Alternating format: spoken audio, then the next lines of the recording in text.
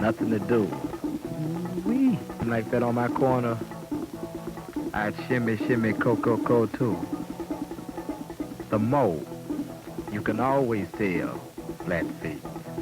Ace on every corner. Don't look too hard, fellas. They got guns. You got 1,000 fellas. The king.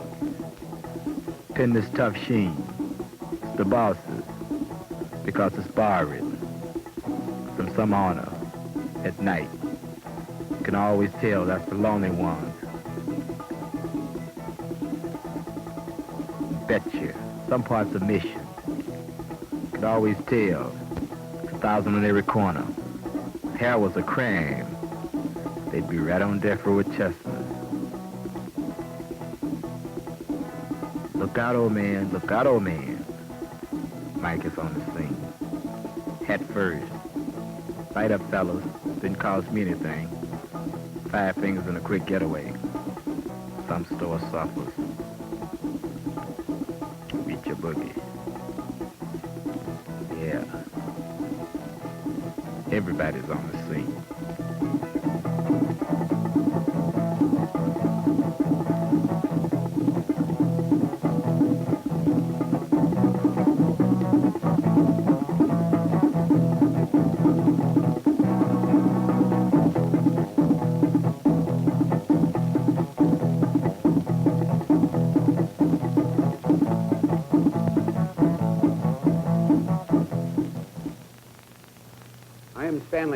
Attorney General of the state of California.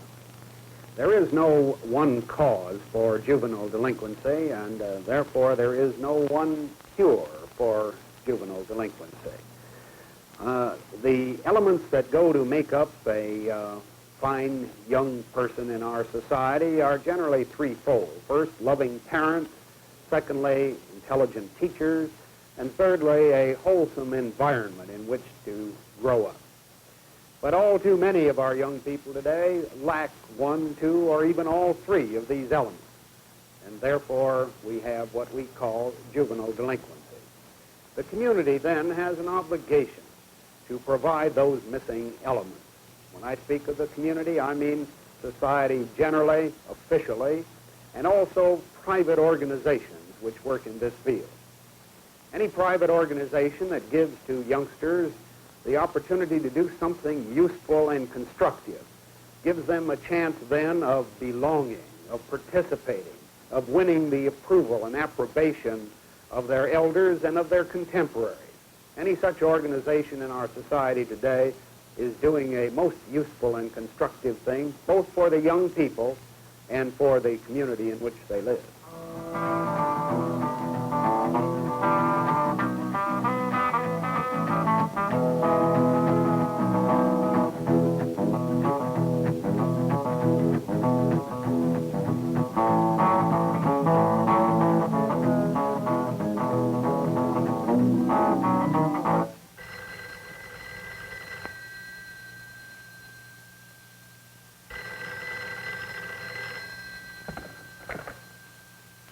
Hello?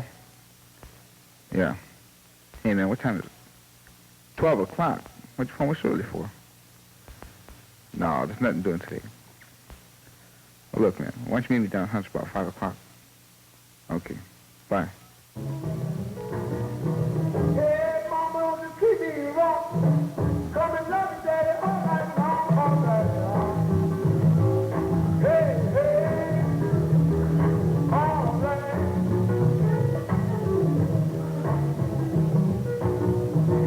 See the girl with the diamond ring. She knows how to take that thing all night long. Hey, hey, hey, hey.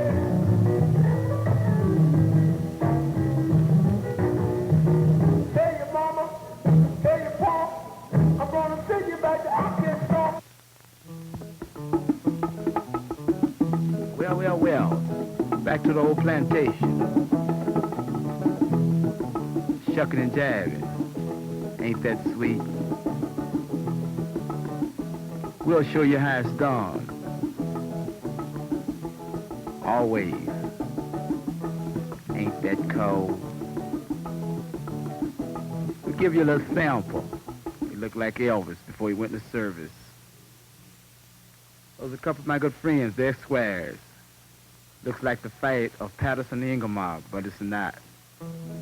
A left to the right, a left to the jaw, a right to the chin, a feet to the chest, a knife in his back, brass knuckle on his head. Someone is on the ground, someone is on the ground. I think it's the referee. No, it's not. It's an officer. Don't get panicked, ladies. Don't get panicked, ladies. Nothing will happen. It's only in fun. Look out, keep it clean with thinner jeans. No feet.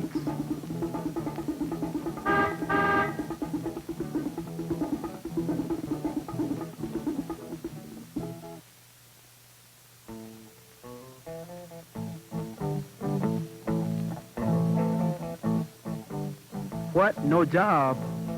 Well, don't worry. I know what they'll tell you. You're too young. You're inexperienced. You're not in the union. We can't bond you. You've been in trouble. You're not a graduate. We can't use you. But don't worry. Don't worry. Old lady will lose her Christmas money. Purse will be snatched. Some old man will be knocked down. And everybody will wonder why.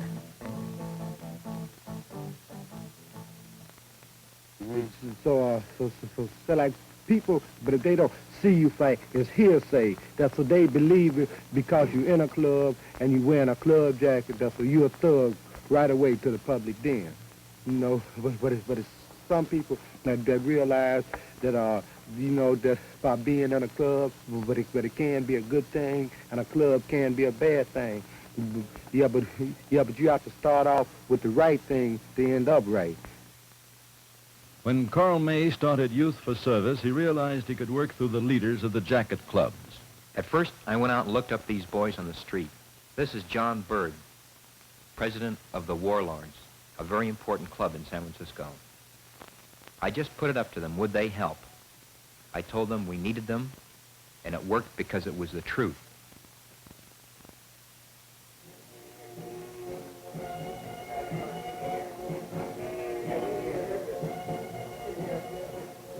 Hello, gentlemen. I'm Carl May. I'm with the organization. You ever heard of Youth for Service? You know, this is the organization with all the clubs in it, you know, the Warlords and the Sheiks and the Turbans and the Timers and the Aces and the Ravens. Oh, is this the council that has all the clubs all together? Yeah, that's it. We'd like to have you guys in. And one of the reasons that we started the council and started Youth for Service is to help out people, old people, sick people, handicapped people. Go in there and do painting jobs for them or carpenter work and clean up their places when they need help. And we've got a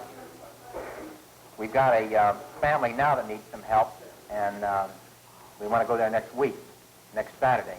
So what do you say? Yeah, what are we doing next Saturday? You guys want to go? Will you guys go?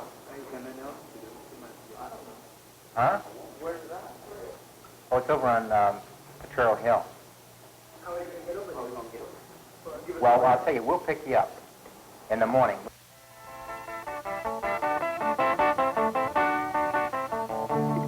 This is a Youth for Service work project. These boys are working for nothing, doing something for somebody else who needs help. Why are they doing it? The answer is that these boys are no different than the rest of us. They need to be needed. They may have had less chance than most of us to relate constructively to the community. They need the opportunity to work for status and recognition. In Youth for Service, we take them as they come. We do not judge them for anything they may have done or failed to do in the past.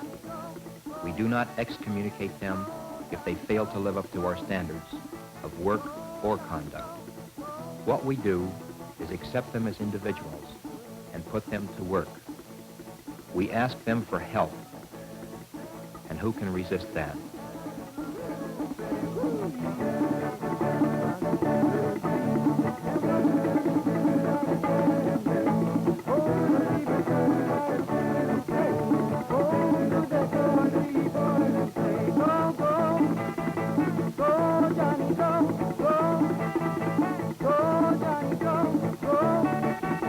Go,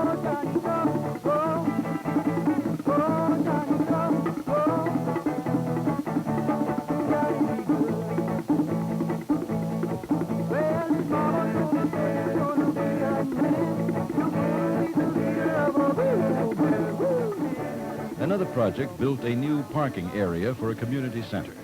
Youth for Service is not a training program for future employment, but it does give the opportunity to learn something of new skills. Work projects are referred from many sources, chiefly from social agencies. The Departments of Public Health and Public Welfare, the Visiting Nurses Association, the Family Service Society, and others.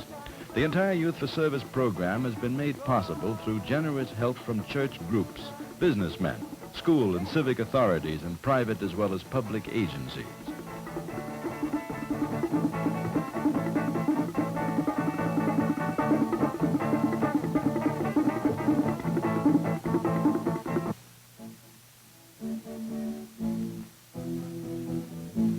The boys of Youth for Service have helped many elderly and handicapped people with home chores and repairs they cannot manage themselves. When this project started, I figured that if what I believed is true, then people who have known bitterness and despair and frustration will have every bit as much human understanding as the most enlightened people, the supposedly enlightened people that there were around.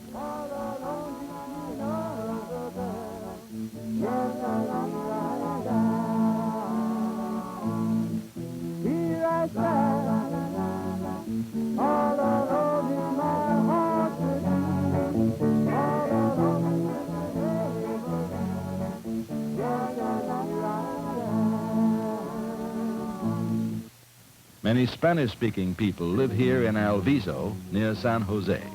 A Youth for Service project helped finish a classroom in the church to be used for English classes. Sure, the boys mess up on a lot of things when they're on their own, but they get something done, and what they do is their achievement. They can learn from it and be proud of it.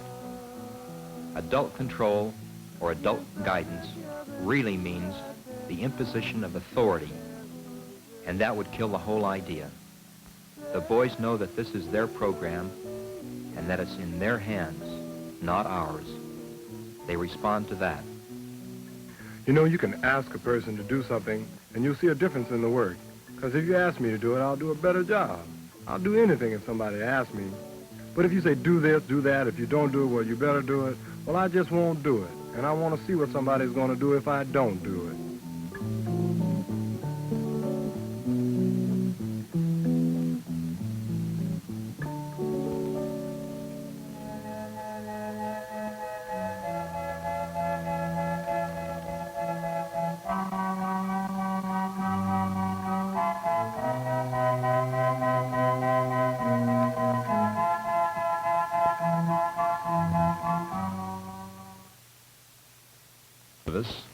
Give of their strength and time and skill, and the community gives too, and both get back more than they give, a sense of sharing, and the boys get something they greatly need, tangible evidence of community confidence in them, expressed in terms of good materials and efficient and valuable equipment.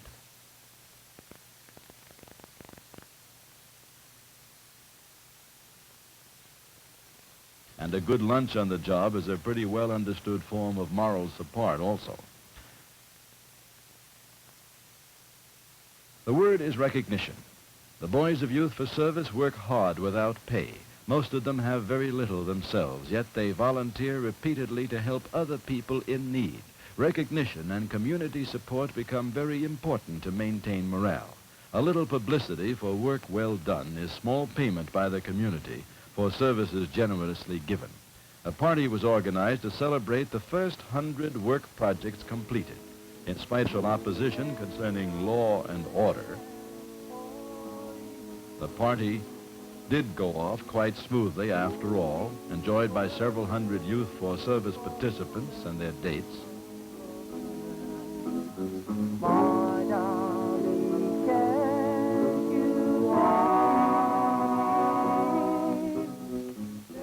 Only one slight mishap was reported. A policeman somehow lost his badge.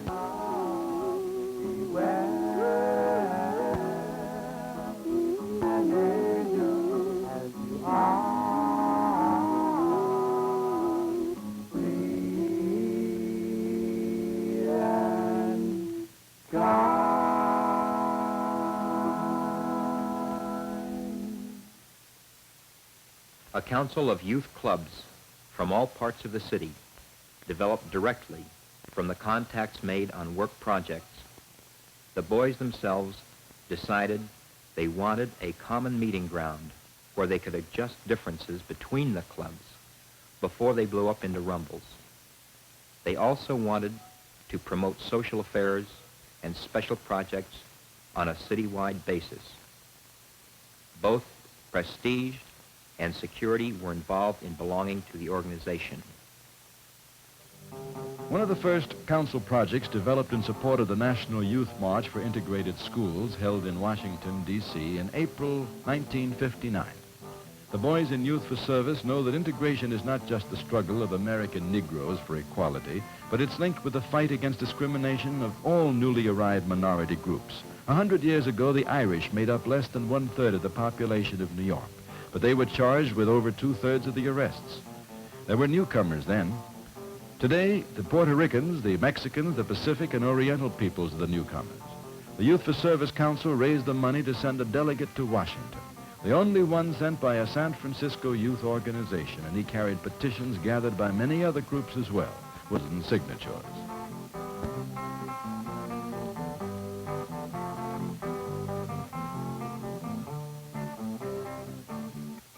And still in America, some people are treated like newcomers in their own native country, called them Indians. This is the Laytonville Rancheria of the Pomo Indian tribe in the Redwood Forests, 100 miles north of San Francisco. One of the largest Youth for Service projects was the building of a bridge across a river bed on this reservation to give the Indians access to a large section of their land previously cut off during the rainy season.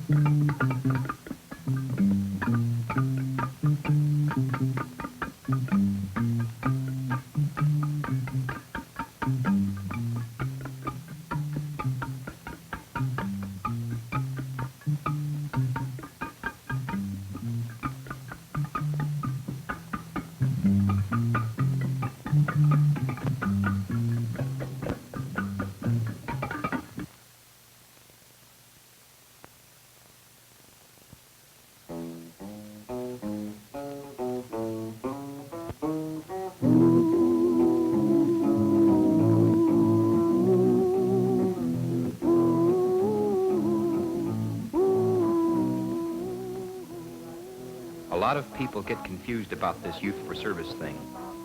They tend to lump people into categories or groups.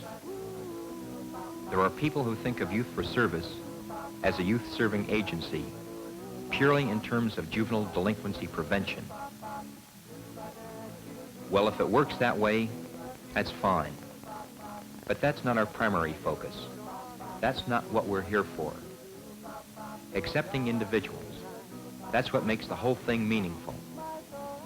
When it comes right down to it, we have no political axe to grind, no religious axe to grind, no social axe, or anything except that we are trying to reconcile differences between people. And that's what this whole project is about. Reconciling differences, as well as doing something useful.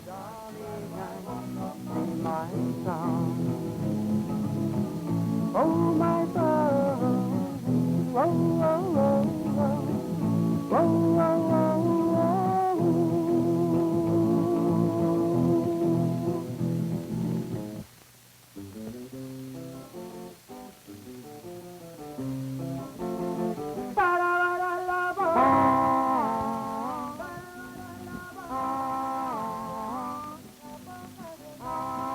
We have a choice in dealing with these boys of continuing the old community policy of suspicion, surveillance, rejection, and with the usual results. Or we can take a new look at them and our own attitudes. and start to assume our just obligation as citizens in helping them achieve recognition and responsibility in the community. Youth for Service offers one way to work toward this end.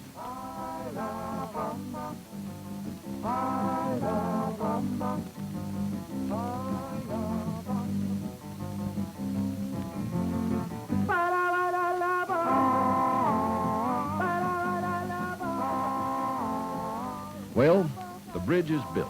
Youth for Service. Nobody, least of all the friends, thinks this program is a cure-all for anything. If it does mean something, it'll be what the boys make it mean, with our help.